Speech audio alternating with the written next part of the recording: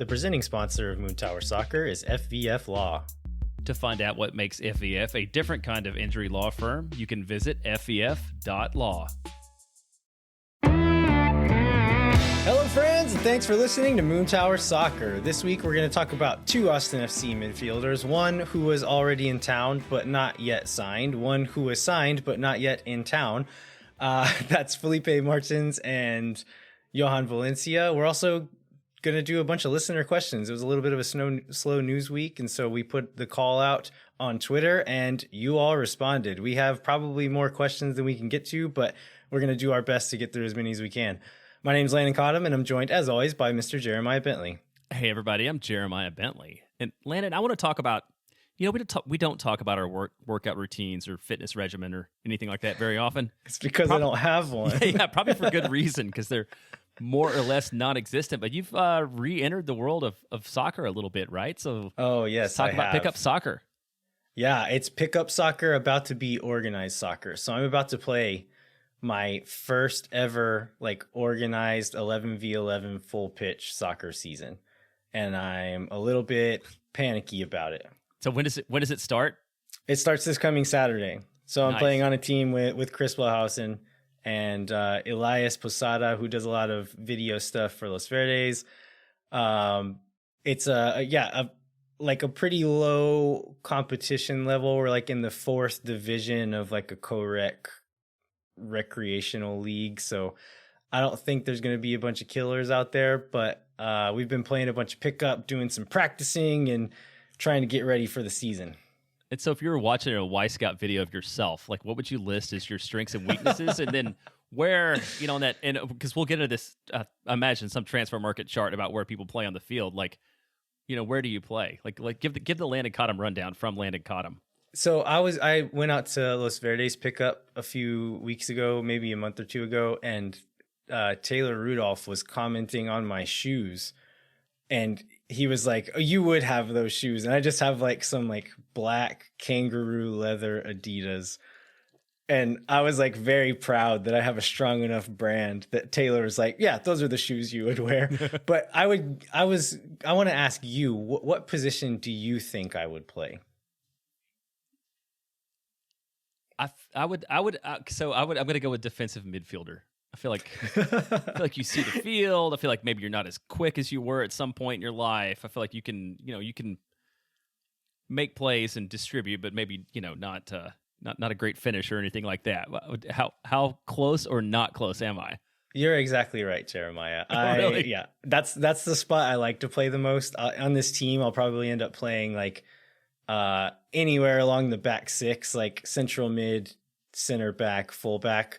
But I do like playing a holding mid and just kind of collecting the ball and redistributing. But I am not a good finisher. I started playing as an adult and don't have that that touch or the precision to be able to do that. But I'm extremely proud of how good my touch is, receiving the ball and decent vision passing the ball.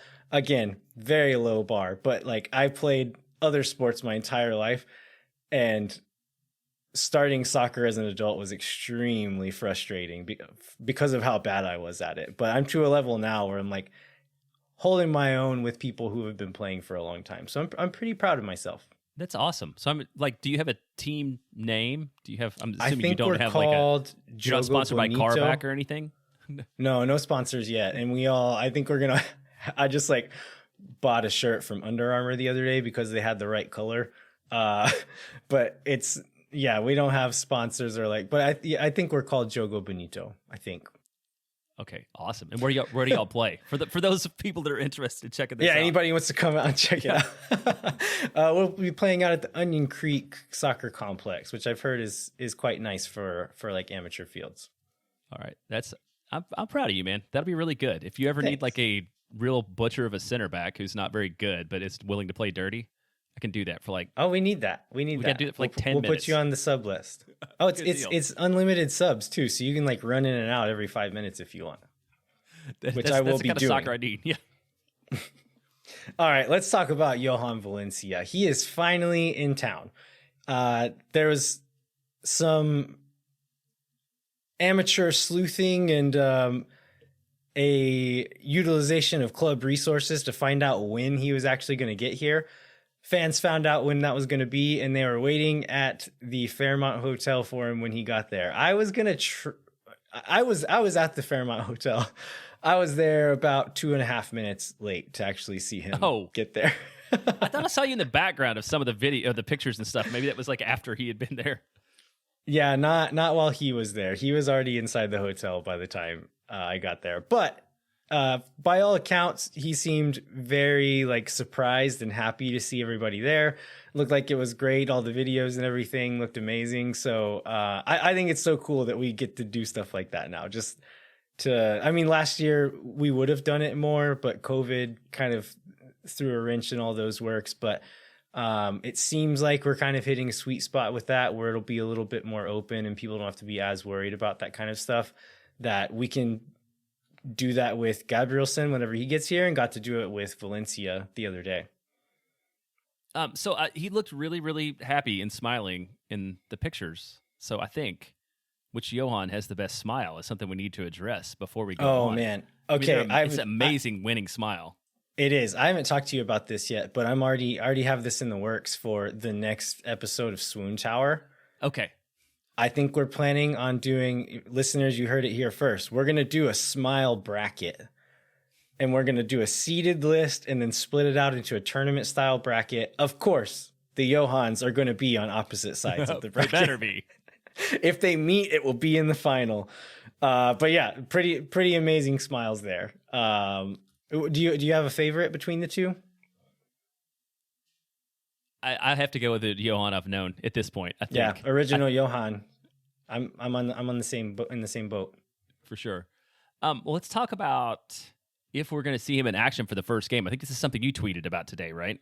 Yeah. So we saw I was thinking about this and was about to start like texting people or calling around and see if I could figure out like when he was actually going to get to start training. And the club posted a photo of him standing behind Josh Wolff in like kitted up and ready to go. So he's training today. I would guess we've got 25 days until the home opener. I would guess he'd be ready to rock and roll and start if he's tactically ready to. I think physically he'll be ready to go by that home opener.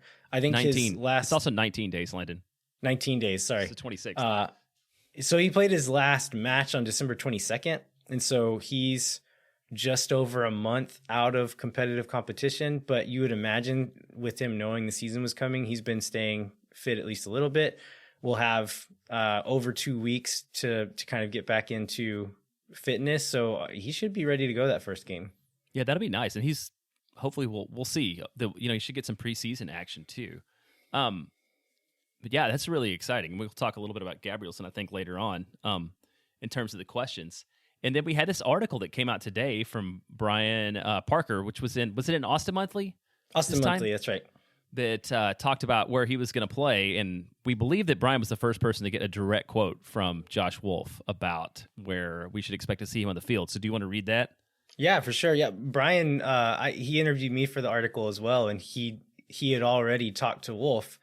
And he asked me about that. He's like, has Wolff said this explicitly? But I think Brian got the first explicit quote about this. And the quote from Wolff is, having Jhojan Valencia, who has the ability to patrol the back line, will allow Alex to play a little further forward and get closer to goal. And I think he told me he got a quote from Alex Ring saying essentially the same thing. But I think we had heard both of them hint at the fact that they'd like to get Alex a bit further forward. But in the context of Valencia and the team, I think this is the first time we've heard them say, yeah, Alex is going to play in front of Valencia, which I think we all kind of assumed, but it's good to know and like exciting to hear that that's the plan and that's what we're going forward with. And then I think after that, so that was Saturday morning. Some people, after that happened at the Fairmont, went to the pitch to watch an Academy game that wasn't. Or I guess we knew the Academy game wasn't already then, right? Yeah, I guess we found out the day before. Is that when they canceled the Academy game? Yeah, they canceled the Academy game the day before, and it was like I think due to conditions caused by the winter storm. Basically, the whole field was iced over, and all the stands were iced over the day before, and they were worried about They were worried about the Frisco U17s getting down, and then also worried about sort of the safety of the fans and players like on the field and at the stadium that day. But as it turned out, it was like the next day it was, I don't know, 48 degrees and sunny or something. So everything had completely cleared off. It would have been a beautiful day to play soccer at that field, but I think it was probably smart to not take that risk because weather's super unpredictable. You never know what's going to turn out. Yeah, it's a little disappointing it didn't happen because it came out that they had over 2,000 people RSVP to it. Who did the club report that, or did someone else? Did someone else report that? The Chris Bills got it from the club. Chris Bills tweeted it, and it was from somebody at the club. So they have over 2,000 RSVPs. So yeah, it would have been a heck of a turnout. I assume that they will do that again. I mean, I think knowing how much interest there is in that, seeing them, and that's really the first time I had seen that facility close up because it was open and you could go into the stands and you could check out the field and stuff like that. I mean, it's beautiful. I have to imagine they're going to try to use it for more public events.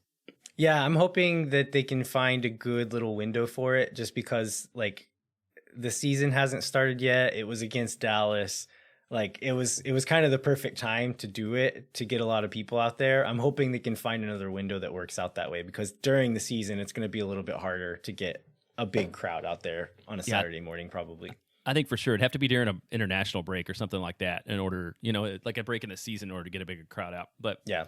I mean, the stadium the facility was really nice. The pitch thing next door was open. Food was really good. Jackson swears it was the best chicken quesadilla he's ever had in his life, and he's ready to go back and get it. And that boy can eat a chicken quesadilla. He's had chicken quesadillas too, so he's a good judge. Yeah, he's had plenty. Beer lines were open along, and it was cool. It was, some of the people went straight from the Fairmont out there to see that event. I saw like Josh Jackson and Brandon Peterson and just like all these people that have been involved, like ever since this whole thing started, out there just kind of enjoying the day and enjoying the scene. So it'll be a really cool venue to check things out in. And then I think the Pringles cult people got their first scarves that they distributed too. I think they finally. We should maybe explain that this is a cult that was sparked and cultivated within Los Verdes Slack. That is now it's like a full-blown cult dedicated to Pringles because by buying Pringles last season, people ended up getting like 10, 15, 20 jerseys for almost no money from this promotion that whatever Kellogg's who owns Pringles, whoever owns Pringles. We should know this. Yeah, whoever owns Pringles. But because people were buying so many Pringles, they like jokingly and then later not so jokingly have a cult dedicated to San Julius, who is the little man on the Pringles can. Yeah, it's something I never expected to know anything about, but we know too much about. So yes, Saturday, good day overall. And then some of the people went straight from there because that place is right by where they paint the tifo. So some people had like Valencia, hang on at the pitch, and then go paint tifo in the afternoon. Like it was a full Saturday for some Austin FC fans. I didn't go to the pitch, but I did go paint some tifo that night. Y'all, the tifo for the first game is going to be so cool. I am legally not allowed to say anything about it, but it is very cool, and I can't wait for everybody to see it. All right, let's talk a little bit about Felipe Martins, who I got Mateo Clark of Los Verdes and La Murga speaks Portuguese, and I got him to kind of phonetically spell out how to say this guy's name. And I think the Portuguese pronunciation is more like Felipe, and then the last name is like Martins. I'm gonna struggle with that one, I'm not gonna lie, but I've heard him actually say his own name, Felipe. He speaks 5 or 6 languages and he's a US citizen now, has lived in the country for a long time, and so I don't think he's super particular about it, so I'm gonna have to decide how I'm gonna say his name going forward. I'm gonna go with Felipe for now. But he was officially announced. We already knew he was in camp practicing with the team, played in the game, the friendly the other day, scored the only goal in that friendly the other day. We got it official today on Monday that he will be signing for the team. We kind of knew or had the idea that this was going to happen. And I had kind of talked myself into the idea that I was like excited about this. I watched some video of him, which I'll talk about kind of what I saw in that video in a little bit. But part of the news today is that he's going to be on a supplemental roster spot. And I know some of you are asking, like, oh, Landon, why are you talking about this dumb shit again? Like, nobody cares about it. Nobody understands it. But in this league, this stuff is very important. And it's what makes good teams. And so that when you see Seattle Sounders and the Portland Timbers are good every year, it's because they do this stuff right. They get guys like Felipe on supplemental roster spots. Like, this is the stuff they do well. And so that's why I talk about it all the time. I know it's boring and doesn't make sense to most people, but it's important. And so what does this mean? Him being on a supplemental roster spot. It means we're paying him probably like $82,000 a year. He was on, just 2 seasons ago, he was on $500K. He was on $500,000. We're getting him for 82. Again, why should we care how much he makes as long as he's on the field? It means there's a senior roster spot that he's not using that we could use for somebody else. That's why it's important. And so the fact that we could bring somebody in now, sign a trialist, sign somebody else, or wait until the summer and see what spots are needed and bring somebody in then, it just gives us a bit more ceiling to bring in a bigger name with those extra spots. So I thought that was really important. As far as who he is, I think he's going to be fun. I listened to some interviews, read some stuff. He really likes engaging with fans, has a really fun personality, and also he has a reputation in the league for being a guy that like other teams hate playing against. He goes in really hard in tackles, and I saw a couple of those in that preseason friendly the other day. He leaves his studs up every once in a while. He'll do anything to get a competitive advantage, and that can be something like rolling the ball a few forwards on a free kick when the ref's not looking. And then sometimes it involves violence, but he's going to do anything he can to get a competitive advantage, which I think it's great to have a guy like that on your team. Yeah, didn't Christian Polanco didn't he Yes. tweet at you, or he was in the Twitter thread about it today at least? What was that He comment? responded to my tweet about it, and he said, like, essentially like Alex Ring and Felipe Martins in the same roster. I'm going to tune in just for the accumulated yellow cards alone. And this is Christian Polanco from the Cooligans, who has been following MLS for a long time, is an NYCFC guy. But yeah, it's going to be like the Bash Brothers, like just these two badass dudes wrecking shop in the midfield, which I don't know how often. I'm sure we'll see him on the field at the same time quite a bit, I think. But I'm really into this signing. And then the other, when you talked about him like engaging with fans, we, from all accounts, like saw a lot of that even this morning. I feel like there were a bunch of people that either like sent him, like made comments on Instagram or tweeted at. I think it was mostly on Instagram. They like responded to a whole bunch of Austin fans who were excited about him coming to town. So I think he's definitely embracing the community for sure.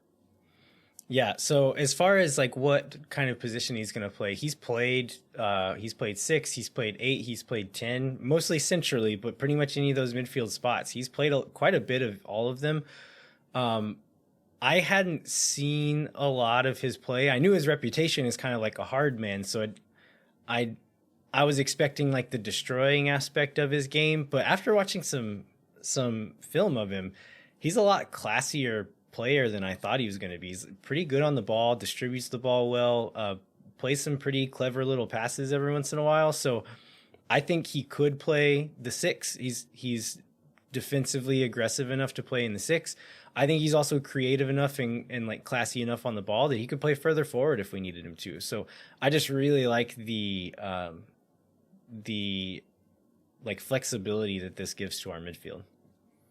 Yeah, I think it really shows this. Just it's solid and it's deep now, and we're in way better shape than I think we were afraid we were. Even, gosh, remember when we didn't? It's a few weeks ago when we didn't know if Alessi Segura was gonna be back or not. We were trying to figure out where the depth was gonna come from, and we found it now. Yeah. I feel a lot better. I've felt pretty good about the midfield in general, but and was a little bit sad to see Segura go without seeing him play. But where we are now, like I'm pretty happy with it. Anything else we want to cover on Felipe before we move on? No, I think that covers it. I think he's going to be a good addition, and he's going to slot right in, and it'll. But he did so. Did he play at all last year? I guess it's the one thing, and I haven't seen any concern about it. But didn't he had an ACL injury, right? I think at the end of 1920. He did. He came back at the end of last season and was like fully fit and going. Okay, last season and got to play quite a bit at the end. But this is a guy who's got like, what was it, 280 MLS appearances. Yep. He's now has the most caps on Austin FC's roster, if that tells you anything. Like most MLS appearances on the roster. But this guy was like a big deal back in the day. He was like pretty much Red Bull's best, one of their better midfielders the year they won Supporter Shield. And so this guy was like a very highly regarded among MLS midfielders for a long time. And he's getting a little bit older, has had some injuries, but he's still got it. And I think he's going to be, I'm excited about it. Especially for what we're paying and where he's going to sit. Absolutely, yeah. Which I guess leads directly into this next bit of player news, and somebody that did not pan out is somebody that we thought we were getting a steal on. Yeah. So somebody we were paying the exact same amount of money is Kekuta Mane. I've had a couple of conversations asking about like what's Mane gonna do? Is he signed with anybody? And actually talking to Brian Parker the other day, I was like, I wouldn't be surprised if I saw him pop up on a USL roster here in a little. Like he might be holding out for an MLS spot, but I wouldn't be surprised if he popped up on a USL roster. And lo and behold, today, San Antonio FC announced that they signed Kekuta Mane, so he's just going to be right down the road. I'm curious if he just wanted to kind of stay close to his Austin home and not have to stray too far again. But I'm glad for him. I hope he does well. He wasn't up to the level of MLS last season, but I'm hoping he can maybe refine some of that confidence he had in his younger days and do well with San Antonio. Yeah, I mean he could be a productive player in USL, and he's not that old in the scheme of things, right? I mean, is there 26, 27? He's young, yeah. So he could still kind of get things right in USL and maybe have another run as a productive player in MLS somewhere. Yeah, all the best, Kekuta. Another little bit of Austin FC adjacent news is Q2 announced also today. A lot of news today. A pretty heavy news day for a week that we thought was going to be news light. But hosting two Liga MX teams, Club America and Rayados, are going to play at Q2 March 26th at 7:30 p.m. These are not included with season tickets because they want to make some money off of it. Austin FC's not playing in it, but that should be, I imagine that'll get a lot of folks in Austin excited, right? Like these are two, for those who don't know, these clubs are huge. Yeah. Two of Mexico's biggest. Like Club America is like probably the biggest, like as far as fan base and history goes, the biggest club in Mexico. Rayados is like up there, top 3 or 4 probably, as far as just like the money spent and what their roster looks like. Big teams, so that'll be really exciting. Some more exciting news, which I think we've like gathered adjacently, but the club hasn't outright said, is that the new away kit will be released on February 15th. Yeah, and in very Austin FC fashion, they made a video that was really cool. It was all black and white. Had Stephanie Prado Dempsey, elementary school teacher by day, and Capo by night, talking about sort of the future of Austin, I guess building the future and the future of Austin FC. And at the end of that, it talked about the jersey, or just had the date that the jersey was coming out on the 15th.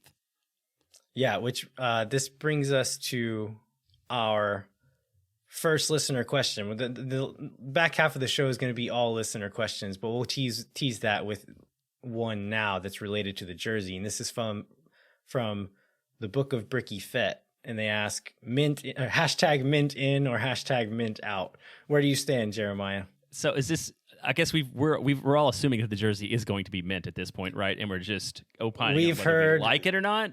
Neither. Yeah, I guess so. Like neither of us have seen it, but we've heard so much, and like we know it's going to be mint, but I guess just the concept of mint. Are you into it or no? I am into the concept of mint as long as we're not one of 15 clubs in mint. Yeah, I mean it's way more Verde adjacent than white for sure. True. So I'm in with that. I mean, there's a lot of other factors that can make it good or bad, but I mean, I have no problem with a mint jersey and buying one. Same. In theory, I'm into it. We'll see what the jerseys actually look like. For sure. For sure. So another thing that we've kind of heard through the grapevine, we talked about a few episodes back about the possibility of getting a third jersey. And it seems like we are hopeful that maybe we would get one next year. But it seems like it's going to be later than that, right? Yeah, so what we've heard, I guess there's kind of two parts to this. One is we do sell enough stuff that we're on track to be one of the very few teams in MLS who could get a third jersey, but that because of the design cycle that is probably going to be that we have to sell a whole bunch of jerseys this year like we just did last year, and then hope that in 2024 we'll get one just because of how long it takes for these jerseys to get made. So I guess if you want to see a third jersey in 24, go out and buy a whole bunch of these minty green kits in 22. I think that's the message we heard out of this one. We don't have enough time for it, but I think it's kind of dumb that it takes that long to make a jersey. And yeah, I don't understand. I don't love it. I don't understand it, and it just like is a thing everybody accepts. Did you have anything else you wanted to hit on there? No, I don't get it. Like I don't get it. I don't like. It's like the fact that it takes that long, and then most of them still look the same. Like if it were like it takes 2 years and all of them are like these unique, like really cool things, that would be one thing. But it's not. It's like they mostly all look the same, and it takes 2 years to design them. That's the part that I don't get. Yeah, and I don't. Well, and you can just look right down the road. I mean, USL does some cool and interesting stuff. Doesn't seem that take like San Antonio. Somebody was posting some of their jerseys, kind of in the Mane stories today, and they had these like Fiesta kits, these other things, and yeah, I mean, there's a lot of fun things you can do that we just don't seem to get. To your point, maybe it would be worth it if you took the time. I think the USL teams make their own contracts with equipment providers, and so they have the freedom to kind of just say like, this is what we want, and then Adidas will say, okay, this is what it's going to cost you, and the club can decide if that's worth it to them or not. MLS is a league-wide contract, and so they're kind of at the mercy of what Adidas says is going to work and like what works business-wise, and I think that's why we are where we are. But it's not ideal, but we've seen some cool jerseys every once in a while. We saw Philadelphia got that really unique one as a third kit last year, so it's possible. I'm hoping for better things in the future, but we could get some decent stuff out of it in the current situation. All right, I think we should take a quick break. We're going to be right back, though, with a lot of listener questions. Like I said, we probably got too many, which thank you all for being so responsive to our call. But we'll take a quick break. We'll be right back, and we're going to answer as many of those as we can. No one is around.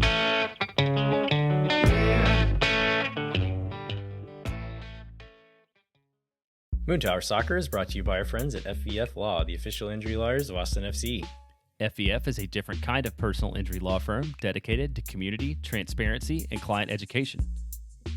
Jeremiah was driving down I-35 the other day to go to the TIFO painting thing, and there's a big FVF billboard right off the side of the road there, and it's got this big like hawk falcon shape on it. It's really cool, which reminded me of the video they told us about, which I can't say anything about, but it made me even more excited to see that video that they're going to play at Q2, that first game.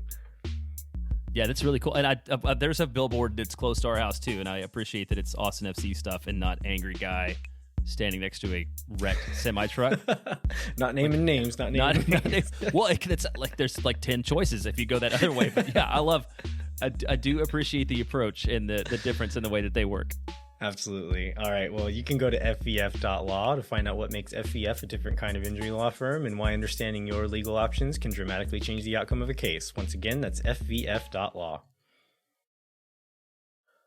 All right. We are back and we have a ton of listener questions, so we are going to jump right into them. Jeremiah, do you want to ask the first one for us? Yeah, we'll ask the first one because I know you're one of the city's foremost experts in the Austin FC Academy. So the first question is from Steve. Austin FC talks about the academy a lot, more than I see other teams doing so. Do you think our ownership intends to copy basically the Frisco model, or FC Dallas model? Because I noticed all the FC Dallas references all say Frisco on Twitter, by the way. But do you feel like, given the talent in our region, do you think that Austin FC is looking to model that same kind of approach? Uh, Not entirely, I don't think. I don't know that Austin will ever be able to replicate FC Dallas's system entirely just because of where they are. Uh, the Dallas Fort Worth Metroplex has a lot more people to begin with than Austin does. Also, where FC Dallas is up in Frisco, they're right in the middle of a bunch of like pretty wealthy suburbs, which is tend to be hotbeds for soccer talent anyway. And so what FC Dallas does, they're kind of playing a numbers game. Like they have a huge academy system. Like they own all these other little like leagues and teams, not just within their main academy system, but they have this huge like network of routes that kind of go in other places, and they draw from all of that, which is part of the reason why they're so successful. The other part is putting resources into it, really good coaching, a lot of resources, which I think that part of it Austin is going to try to replicate, like treating it like a real thing and actually putting a lot of intention and resources into it. So because of just kind of population, I don't know that we'll be able to do the exact same thing, but I do think Austin seems to have a real focus on the methodology of the academy, and they really want to turn out players who play a certain kind of soccer. And so I don't, like I said, I don't know that we'll ever have as many players. Like FC Dallas had how many players on the national team the other day? Like it's like a third of the team at times. Yeah. And so I don't know that we're ever going to see that, but I think we could see like the guys who do come out, they're going to play a certain style, and you're going to say like, okay, this is an Austin kid, so you know he can do this and this and this. So I think that could be something to look out for. Yeah, and the other part of that for us is having been out at the performance centers, like the physical space, right? And just the building and sort of the commitment that the club has to spending in that area is really strong. And it was cool to see like the academy kids and like the first team players being somewhat nearby each other too with our training, which is going to be really motivating, which I know was something that they were kind of planning on as part of the model. And then hopefully we don't get these sell dip players as soon as they become useful part of the model. Yeah. Or at least not to that level. All right. Next question comes from Cesar Murillo. And his question is, do you think we'll sign a player now to fill that international spot or wait and use it in the middle of the season? So we talked about Martins being on a supplemental spot. That leaves us with 2 senior roster spots. We also have an international roster spot available that we don't know what we're going to do with. So it seems to me like it's a little bit late in the game now to use it. Also, maybe a little late in the game now to sell it. Do you think that we could see it being used before the season starts? I don't think that we see it used before the season starts. I mean, I think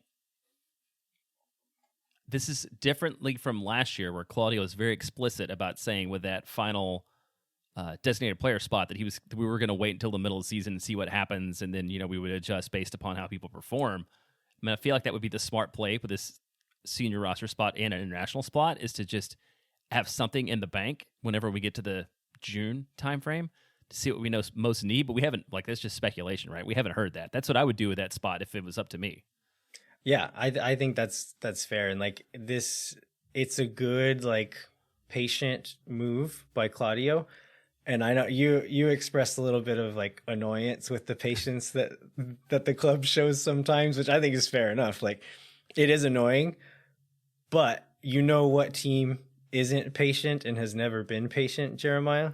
Are we talking about FC Cincinnati? It's FC Cincinnati. Okay. Yeah. And so just think, like, we're not just throwing a bunch of money at stuff that we hope works. We're kind of building this out systematically, which is like frustrating now, but hopefully will pay off in the not so distant future. Okay, I'm willing to be patient for that for a little bit longer, but I'll just leave it at that. And speaking of a guy that we brought in, this is a question I think is on a lot of people's minds. What is the latest time that Gabrielsen can arrive and start immediately? And the second part of this question is, did Valencia arrive soon enough? Which I think we addressed that. But on the Gabrielsen point, how far off are we? I feel like the clock is ticking on that one. Yeah, and this was from Kevin Trahan, by the way. Oh, yeah. Yeah, I think we're kind of at that moment now, right? So if you look back I think I actually saw you post this on Twitter earlier today, Jeremiah. But Oh, I did. Yeah, that's right. Driussi was out of, like, he had played his last match about 3 months before his first match for Austin, and he didn't play, like, he came in like at the end of that game. Yeah, he played 29 Dallas, right? minutes. Yeah. And that was about 10 days after he came in. And so we're kind of pushing around, I think Gabrielsen's last match was November 21st, and so we're kind of in that similar territory now. So we'd almost need him to arrive this week for him to even be a possibility for that first game, I think. So do you think, how disappointed will people be if in the first match we go in with Cascante and Romagna? I mean, a little bit. I think if we go into the first match and Gabrielsen's not even in the country yet, that's one thing. That's fair. But if he's here and just like, okay, he needs another week before he's 90 minutes fit, I think that'll be a different thing. I think people will understand and have a bit of patience, but I think it's going to be really frustrating. Like, again, it's not anybody's fault. Like, visa stuff is visa stuff, and it's out of anybody's control, really. So, yeah, I think if he's here and going to be ready soon, I think people will be able to handle it. Yeah, and we've seen with the green card, I mean, whoever immigration people are apparently are pretty competent, given like the 3 guys that got green cards surprisingly in less than a year. Yeah, clearly it's not the fault of Austin FC. So in my last job, I worked for a third-party study abroad provider, and part of that was running a visa service for our students who are going to study abroad in Spain. And I can speak from firsthand experience that a lot of like the headaches of that is the offices of the, it's like I was working with Spanish consulates here in the United States. A lot of the pain was working with those offices. It was not like the holdup wasn't on my end. It wasn't on the students' end. It was on the Spanish consulate's end. And so you're relying on government entities, either the US's, who are particularly annoying if you're trying to get into our country, or other countries who can be like bogged down with like crazy bureaucracy or being understaffed or whatever it is. And so there's a lot that can get thrown into that. So whenever I see people criticizing Austin FC for not getting visas done quick enough, like, no, you have no idea. You've never done it. Yeah. That's a good point. So let's go to let's see. We've got 3 questions here from our friend Harry from San Antonio. Our favorite non-Austin FC fan, Harry. Our favorite. Yeah, and he's found some easy piece to be okay with. I mean, he listens to the show, and I think maybe he likes the players, he likes the fans. So, number 1 question, as a podcast, anything new that you're planning for this season? Yeah, how much do we want to share here, Jeremiah? I think we should go ahead and share it. This is baked enough that we can talk about it. Yeah, so we're gonna plan on doing a Patreon soon. So, for those who don't know about Patreon, it's a way that you can support us financially, I guess, show your appreciation for what we do if you want to. It doesn't change anything about the show. The show will still be free. It will still come out once a week like it always has. But if you want to, you can essentially give a donation to the show, and there will be various levels, and we're working on kind of what the rewards for those levels will be. But if you give this much, we'll give you a prize for it, essentially. So we're kind of working on finalizing that right now. Yeah, and I think we'll probably have a little extra content in some form to be determined too, on that beyond what we have now. And then the next question is there something Moon Tower Soccer would love to see from the club as far as access or to help the show? And I would say this is not just sucking up to the club, but they are actually super helpful and super nice, and probably way more than they need to be to a couple of guys that like talk about soccer from their back bedrooms, So thanks to James, Ryan, Cam, and then Tom and Mauricio before, all of the Austin FC marketing communications people for being so helpful and accommodating, and more than need to be. And there's probably some other good news that we'll be able to announce soon related specifically to that stuff. Yeah, absolutely. And going back to the first question, things we're playing for the new season, we're planning on continuing more episodes of Swoon Tower as well.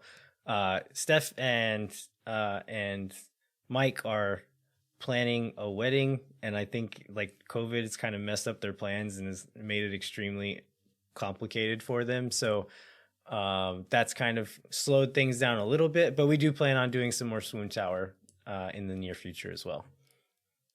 And then that was all of Harry's questions, right, Jeremiah? I don't think he had any others. Yeah, I don't think we don't need to address anything else Harry may have said, but yeah, he says when is awesome. Chris Wellhausen announces the third host. I've never heard of Chris Wellhausen. I don't know who that guy is. All right, next question is from Logan Jones. He says, from what has happened this offseason, do you believe Austin has done enough to keep up with Frisco?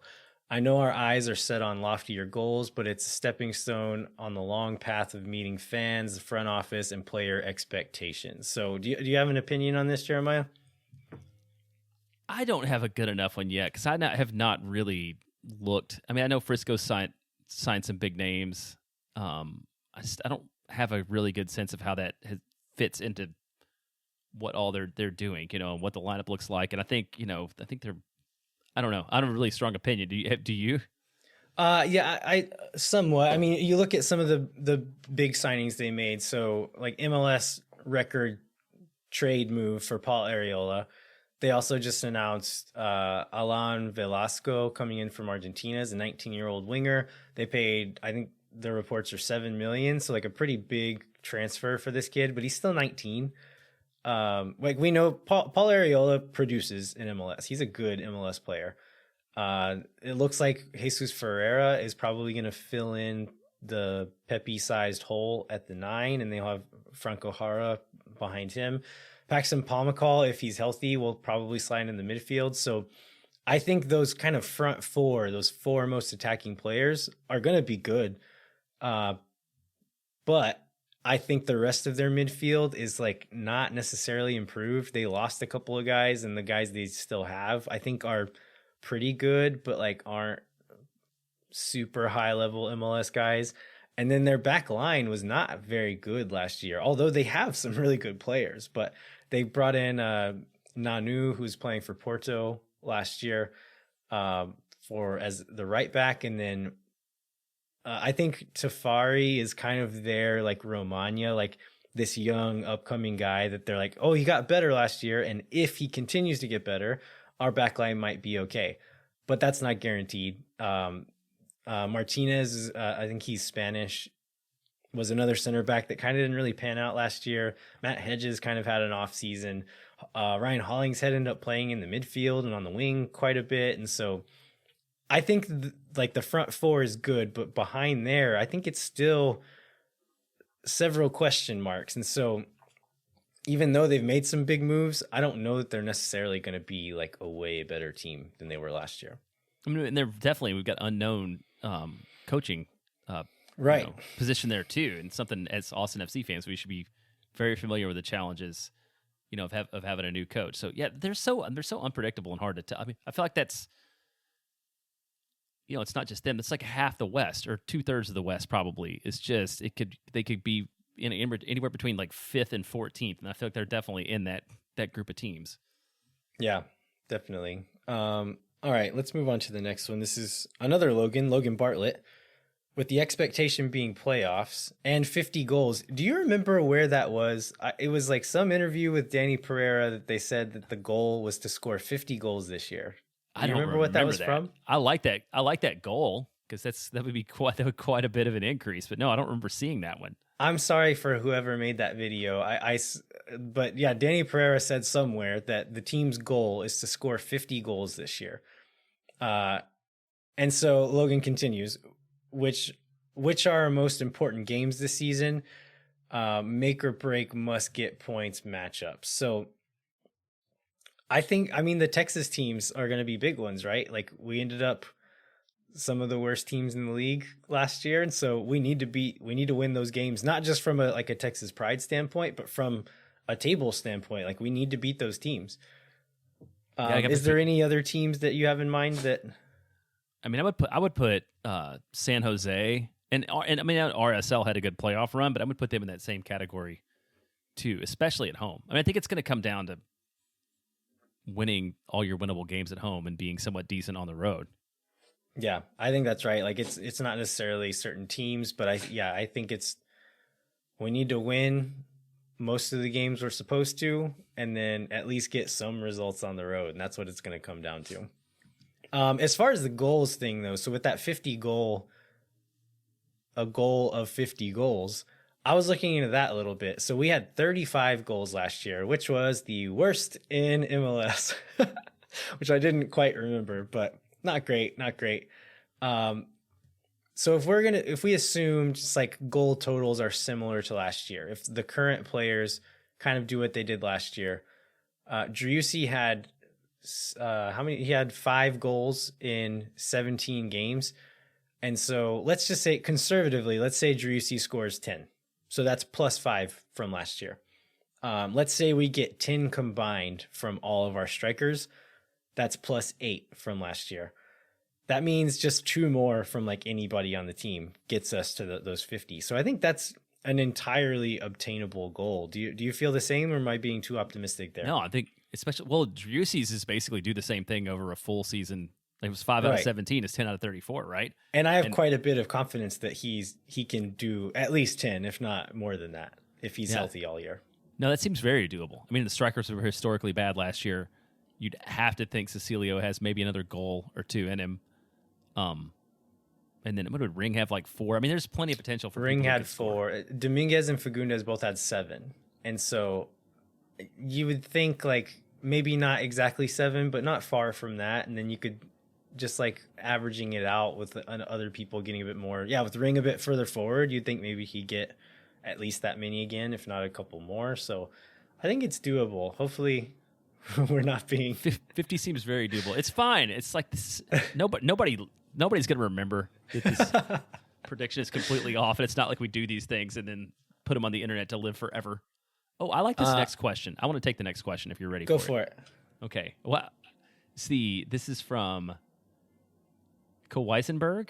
I guess it's Kawhi Leonard and Heisenberg. Is that the combination there? Yes. And it's a beautiful, beautiful image on Twitter there for him too. Okay, over/under. Going back to over/under from last time. Over/under 1.5 McConaughey appearances this season. Oh man, you have to think it's over, right? And I like his second one. If this ends up under, I'll vote that we strip MOC title and give it to Shirtless Child, which would be Tiny Seb. Yeah. You have to think it'd be over, right? I think it's got to be over. I think this definitely, there's going to be a first game appearance. We don't see there's any way that there isn't. So we'll find out against Cincinnati here in a couple weeks.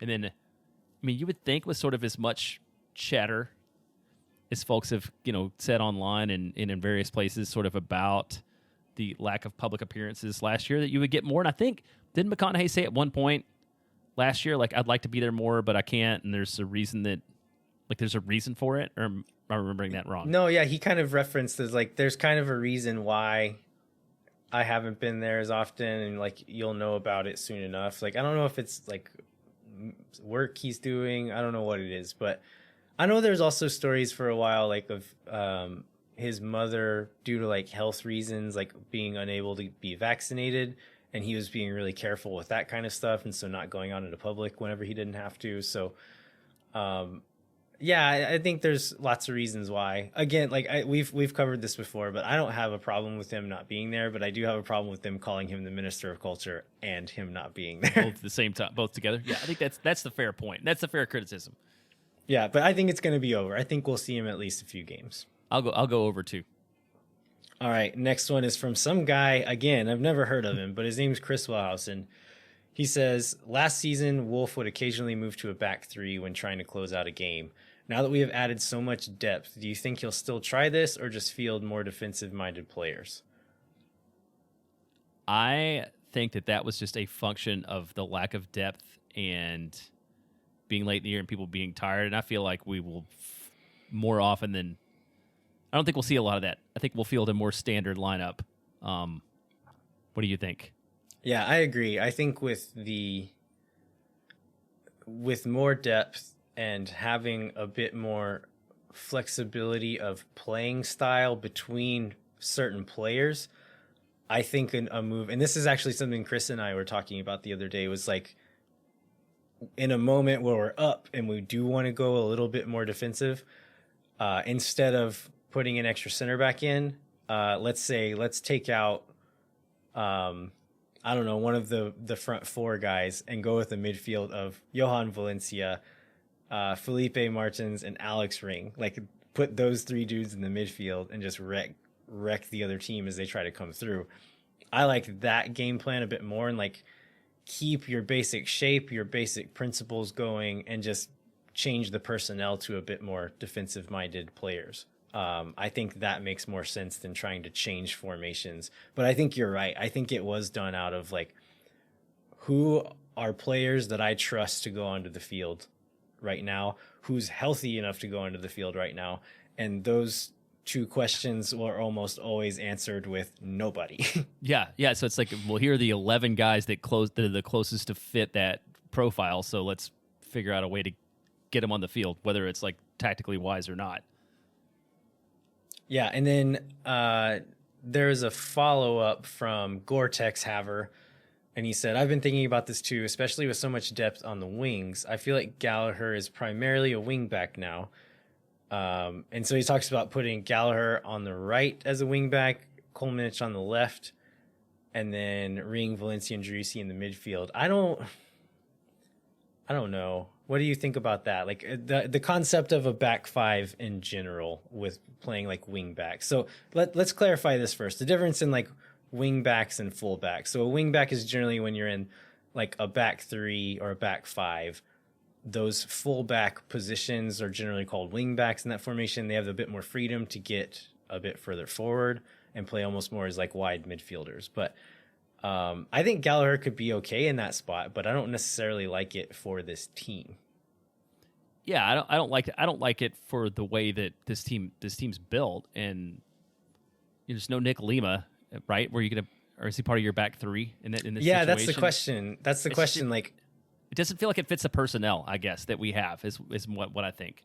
I think one thing you have to keep in mind is like, by doing that, you have to put in another center back. And like center back is probably our weakest position depth wise right now. You can maybe say fullback, but you're essentially saying we're going to put in another center back, one of our weakest positions. And so you're taking off one of your stronger positions to make room for one more of your weaker position, which I don't like that idea in general. I think Nick Lima could do okay in a back three if he did it a lot, but he hasn't done it a lot. So if we were going to like say like he's going to be Cesar Azpilicueta and like this is what you do now and just like turn him into that player, fine. I think Nick Lima would be quite good at that. But just like throwing it on a whim and like not really putting that much training or thought into it, I really don't like it. So I would prefer not to do a back five this year unless they're kind of committing to doing a back five this year and like really going all in on it. Yeah, that totally makes sense. Do you want to go? Let's go into the midfield. This is from Dave Smith. Who gets more yellow cards? Ring, Martins, or Valencia? All are super aggressive midfielders. Beast mode begins. I think it's a very good. It's a very good question. That's a tough one, Dave. I don't think it'll be Martins because I don't think he's going to get the same amount of minutes as the other guys get, and I think they're probably all going to pick yellow cards up at about the same rate. That's the only reason I'm not picking Martins. I'm looking at total yellow cards last year. Danny Pereira led us with 7. Alex Ring had 6. So Felipe Martins has averaged about 5 per season since he's been in MLS. But these are years when he was like starting 33 games a year or whatever. I'm still going to go. Oh, it's between Ring and Valencia. I'm going to say Ring still. Okay, I'll go the other way then. I'll go with Valencia. I think is with him sitting back and sort of being the one that's going to be more on cleanup duty that he'll end up picking up more yellow cards. I think that'll be a good sign for this team if Jhojan Valencia has the most yellow cards. I think that's a good thing. We need someone back there who, if we're going to play with the ball, right? We're going to play possession. So if we lose it, we need other teams to understand that like this guy is going to wreck you if you're in transition in his midfield. And I think it's a good thing if he has the most. Next one is from Tyler Reed. He says, Poch looks like he's really successful at River Plate. And recent quote said that if you can't get him to play well, you don't know football. Thoughts on how this reflects on Wolff, or is it more of a fit thing? So I'd like to challenge really successful so far. He's played 4 games, preseason games.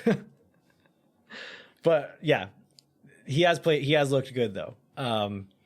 So what are your thoughts on this one, Jeremiah? We've kind of covered it before, yeah, I think right? we've covered it. I feel like it's fit. Did you read the quote that he's talking about? Yeah, and I don't know if we need to name him. It's someone who Who was also quoting somebody else. It wasn't an original quote. Oh, was it not? Okay. Yeah. Yeah, it was a quote from somebody quoting somebody that basically said, I don't know who who his coach was in the MLS, but clearly they don't know soccer or something about that. Something like that. Yeah. No, and I think it's a little column A, a little column B. Like, Wolff has a very specific thing that he wants out of his players. You could question his competence to be flexible with that around players, but also it's a specific system. Players need to be flexible to that as well. So, yeah, I think it's a little column A, a little column B.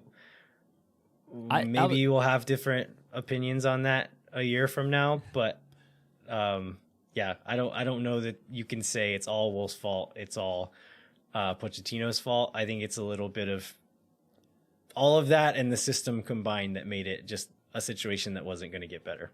Yeah, and I think for 2022, both Pochettino and Austin FC are better off for the moves that have been made. Yeah. And that he's not here and grumpy, and that we do have the flexibility that to be able to make the moves that we've made. So I feel like it was the best thing all the way around, at least for this team and that player and the way we're configured in this season. Yeah. And again, let's have a good season, sell him, spend that allocation money on somebody else. All right. Next one is from Zach Lyons. He says, are there lessons from the USMNT's 3-0 win in Minnesota that Wolff, as a protege of Greg Berhalter, could use for our squad going forward? No. What did somebody say? Sign Weston McKennie. I said, yeah, play Weston McKennie. He's been like on fire, but like, I don't like Honduras is just not very good is part of it. Weston McKennie is amazing is part of it. So like, I think there's a lot of criticism of Berhalter's playing style and how it might fit with a national team, which I think is fair. But I think this is a thing that happens a lot, is like conflating complaints about the national team with complaints about MLS. People give Jussi Zardes a lot of stick because they're fans of the U.S. national team, but forget that like Jussi Zardes is one of the best strikers that's ever played in MLS. And like, if you're an MLS team, you should like jump at the opportunity to have Jussi Zardes on your team. The same with Greg Berhalter as a coach. Like, as much as you think like his style may not fit with the national team, he was a successful coach in MLS and with teams that played some really nice soccer and probably punched above their weight as far as like spending goes whenever he was there. So yeah, as much as if you're not a fan of Greg Berhalter for the national team, I think it would be a little bit unfair to say he was not a good MLS coach, because he absolutely was. And I think that system can work really well in MLS. Yeah, to that point, the reason I believe this to be true, the reason that people talk about that system not working for the national team is because you just don't have the time together. Right. You don't have the practice minutes because you're flying guys in and you've got like 2 days of practice, and it's just a system that takes a lot of precision, and takes a lot of time, and it takes a lot of coaching time and like practice time and stuff like that. And all the things that you do have the ability to do at the MLS level and at Austin FC that maybe don't work for a national team. And it is still an ambitious thing to do on the MLS level, because I think another argument about like the positional play system is that you need really good players to be able to pull it off. And I think that's the thing that Berhalter did well, is like he had Pipa Higuain as playing that 10 spot. I think Austin was kind of missing that a lot of last season, but Driussi can be that kind of player. And so I think just with a little bit of time to gel, a little more time in the system, getting a few more of the right pieces in, that it can work here in Austin. And like Wolff's system is not inherently bad. He's not executing it to what he wants it to be and what the team should be, but that doesn't mean that it can't be that way. because we've seen it work in this league before in the not so distant past. Yeah, well, let's go on to the next question. So Marcelo Tesson gives us a hard time for not saying Reaper, which we didn't say again. And the other person who gives us a hard time about pronouncing things right is going to be ATX, right? Silva. I've never said his name wrong on this show. I don't know. He wants us to say his name right. I think I got it right. It might be because I've never said his name on this show. Okay. That's fair. So I'm gonna go with his question, and he was gonna let us know or if I was wrong about it. But so I know the playoffs are the benchmark that everyone's expecting or wanting this year. How many points per game after the first 10 would be a good indicator that we're doing better? Do we need to be a little bit higher from the 0.91 a game from last year, or much higher? Oh, I remember last year, we started all these matches on the road, and then we had this belief that, if we just average a point a game on the road, we're going to come home, we're going to have a bunch of home games, and things are going to be fine, which obviously did not turn out to be true. So I would say we need to be off to a better start than that this year, given the balance of home and road games this season. Right. Yeah, I think that's the biggest point there is that we're not playing all those games on the road. We are going to be at home some. And so 0.9 is good for a stretch on the road, but it's not great for 10 games, half of them at home. I think we do have like a pretty tough stretch in those first 10 games, but that like you need to do that. Like we said, you have to pull off some results that maybe you shouldn't. Yeah, we got Cincinnati at home and Inter Miami at home the first 2 games. So those, if we're going to be any good, like that's 4 or 6 that you have to get out of those 2. Yeah, absolutely. All right. Next one is from Swoon Tower Soccer host Mike. He says, Jhojan's been our first international call-up for a bit now, but do you think there's chance anyone on the team gets actual minutes with their national teams in the lead up to the World Cup? Is Jhojan still our best hope at this? I think he might be. I mean, we've got maybe Gabrielsen got some call-ups last year for World Cup qualifiers, but the reason he got those, from what I understand, is that the Norwegian national team had like an outbreak of COVID cases, and he got like an emergency call-up just because he was in Europe and didn't have COVID. And so I don't know that he would have necessarily gotten those caps if it weren't for that, but like maybe that happens again and Gabrielsen gets called up, but yeah, Jhojan might be it. Yeah, I think you're right. Hopefully that going back to the academy point, hopefully at some point in the future, like we'll be able to fill in that gap, for the American team, but I don't think anybody else is very close to being on their national team roster. Yeah, hopefully Micah Burton gets to play in the U17 World Cup next year. Maybe it's in 23. I don't remember when it is, but in the next year and a half or so. Hopefully that'll be our most minutes actually played. Next one is from Paco Saavedra. He says, do you think we're looking for left back depth, or is the plan really to go with John Gallagher, Charlie Asensio, and Hector Jimenez? I don't know. I don't know the answer to this. Well, I think this is where, to the question about using the international spot, like if I was going to use it right now, I feel like it would be shoring up a fullback. And I just don't know if there's like that person to fill that, role now. I don't even know if you even need to use an international spot to get somebody to do that, but I feel like this is that's sort of the thinnest spot that we have in the roster right now. You look at the total depth chart, like it's a little bit scary, especially if somebody gets hurt. Yeah. I would like again, we don't know, like having Gallagher as a second string depth at fullback still makes me nervous.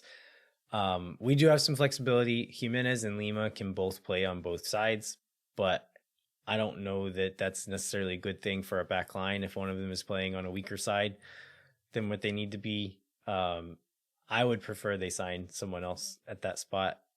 Maybe Charlie Asensio is that guy. Like maybe he looks good enough in preseason that he can be depth on that side, but if he is, great. If he's not, I want them to get someone else. I don't want them to not sign Charlie Asensio and then also not sign a different left back.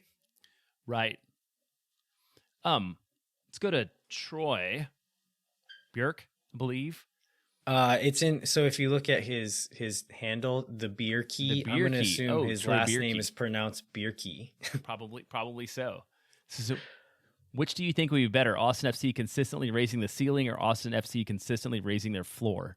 I would argue that while we didn't hit our ceiling enough, I would say it's pretty good. I think raising the floor would lead to more wins. This kind of goes back to my like patience point earlier. I think if you look at, again, like Seattle, their floor is always high.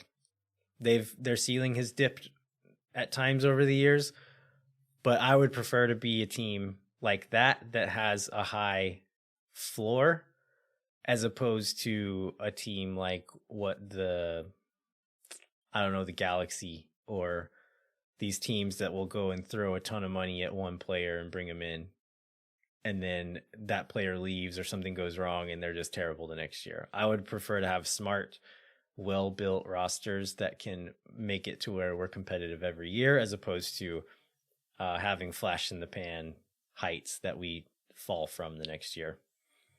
Yeah, I feel like those are the moves we made too, right? We signed a bunch of just steady veteran presences.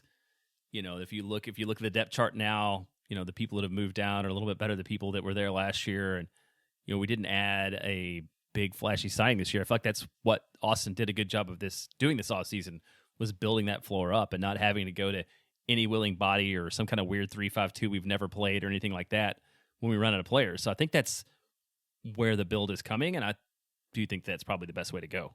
Yeah, and if you just continue to do that year after year, that's how you turn into a team. I think Portland is a good example. That's kind of what Precourt has said he wants to be spending-wise, is around what Portland's doing. And yeah, that's how you do it, is you make sure your floor is always high. So yeah, that's the one I'd pick.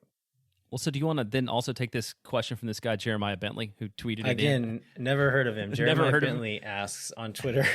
Yeah.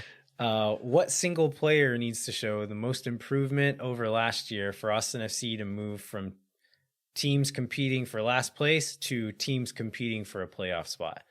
Do you have an answer to your own question? I do have an answer to my own question. It generated a fair amount of Twitter discussion. And I feel like that has to be Cecilio, because just to the ceiling and floor discussion we just had, I feel like Cecilio Dominguez is the person who has the biggest gap between how they performed and what their ceiling might be. And knowing that we didn't make a big splashy signing, he's the guy that kind of needs to show up every day. And I feel like that was what a lot of people said online too. So that wasn't, I just was mostly curious about whether people shared that same opinion or whether we would get some other names. Do you have a different response to that? I have two others that I think are worth mentioning here. One of them being Musajite. He had some probably reasons why he wasn't performing as well as maybe he could have last year. I think the reason maybe you disqualify him is because we have other options at striker now. And so if he's not doing well, we can throw a Ruti in there, or maybe a Ruti wins the starting spot by the beginning of the season. That's why you might disqualify him, but we need a striker to do well this year. The other one is Jhojan Romagna. If the back line is going to look like what I expect it to, he is the starter that he did improve last year, but needs to improve more for us to be to not be like the weak link on the team, essentially. And we're going to need him to start, if not most games, a lot of games.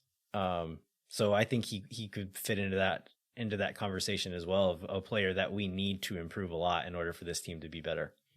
Yeah, I think those are both good points. I was trying to find some way to ask about a specific position, but it was going to be like a 700 character tweet. It was going to be like which player or individual position. To your point, like the strikers have to be better, right? We have to get more out of that position. But then I just decided to leave it at player to make it more straightforward. All right. I think that is all we have time for, Jeremiah. We would like to remind you to rate, review, and subscribe wherever you get your podcasts. Also, like, tell a friend. Like, I think that's how we've grown the most, is people finding us on social media through supporters groups, and also just people telling people about it. So tell a friend, tell your mom. I know we have some moms who listen. I think my mom listens every once in a while. But yeah, that would greatly help us if you just like let people know. If you know people who are into Austin FC, into soccer, tell them about the show. We'd also encourage you to go to the Striker Texas website. Jeremiah, what can folks look out for on that this week? I would say this week and for future weeks, the Know Your Enemy Striker Texas previews of all 25 other MLS teams are pretty good, especially for people who haven't spent it like me. Well, basically spent 2 years following MLS. Like once I knew Austin had a team and the first year in the league, so it's a good way to get a good overview of the leagues. They're working from I think last to first in each conference, and they've done 9 so far, and so I expect throughout the rest of the preseason those will be rolling out. But there's a really good overview of sort of what to expect out of various MLS clubs. We maybe should have teased this earlier in the show, but can we say who our guest is going to be next week? Oh, I think we should. Yeah. Yeah, it's going to be one Bradley Stuver. You may have heard of him, but we're going to do that interview later this week, and he'll be on the show next week. So we're excited about that. Can't wait for you guys to hear it. But we will be back in 1 week with another episode of Moon Tower Soccer. Until then, I'm Landon Cottom. I'm Jeremiah Bentley. We'll catch you next time. When no one is around.